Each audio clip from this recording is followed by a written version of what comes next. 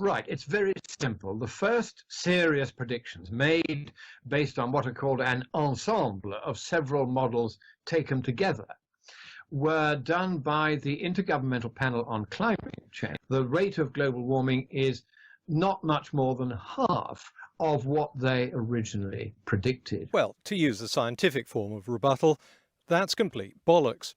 The 1990 prediction was the first by the IPCC and quite crude.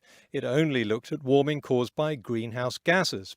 So short-term and unpredictable variables like fluctuating solar output and aerosol pollution weren't considered.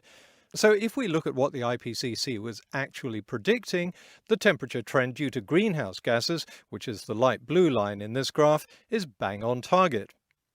I bet someone is already typing out a post to say, what good are predictions if they can't take short-term variables into account? Well, the answer is that short-term variables are, by definition, short-term. And they're variable. They go up and down over a period of a few years. So they may reduce warming in one part of the projection and increase warming in another part. But overall, they make no difference to the long-term trend due to CO2. Even if you want to pretend the IPCC graph was taking these variables into account, the actual temperature trend is still within the IPCC estimates. Researchers say that's because the warming effect of carbon dioxide is so strong that it's overcome all these short-term cooling factors over the last few years and continued to send temperatures to new record highs. The only way Monckton can claim it hasn't is to cherry-pick his temperature data set.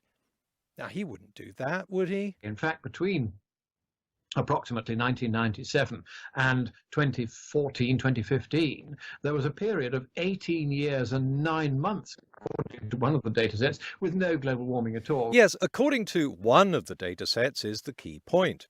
And which one is that? I'm sure Molyneux is going to ask him, but let's take a look at the data set Monckton's cherry-picked in the past. There is the actual record from the scientists. There is the trend line calculated on it. It is horizontal. No warming has happened for 17 years, 9 months. It's the temperature data set from Remote Sensing Systems, RSS. The RSS dataset has been the odd one out for over a decade now, because all the other datasets show clear atmospheric warming over that 18-year period. Every scientific institute that monitors global temperature agrees that there's been roughly the same amount of atmospheric warming over that period. All except RSS. And that's the dataset Monckton chose to cite. Now, clearly there's something wrong when everyone's measuring average global temperature and only one measurement is way out of line. Even Roy Spencer agreed there had to be something wrong with the RSS data. And there was. RSS discovered that its data were erroneous because of a miscalculation of diurnal cycle drift, and admitted this error in a paper published in March 2016. But for some reason, Monckton didn't mention this. So why doesn't Molyneux ask Monckton which dataset he's quoting? And if it's RSS, why didn't he mention the correction?